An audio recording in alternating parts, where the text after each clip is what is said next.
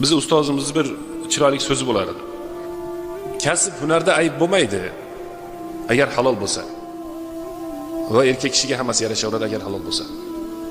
Kasb hunarda u birovni oyog'idagi oyoq kiyimini kremlab qo'yadimi, ko'cha shupuradimi, arava tortadimi, birovni uyida ish qiladimi? Kasb hunar halol bo'lsa, unda ayb bo'lmaydi. Kiyimlari najosat bo'lmasin, lekin kiyimi pok bo'lsin. Farqi shu yerda xolos.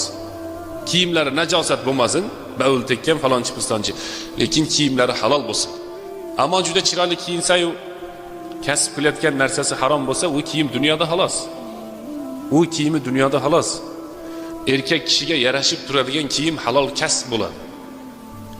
Erkak kishiga yarashib turadigan kiyim halol kasb bo'ladi.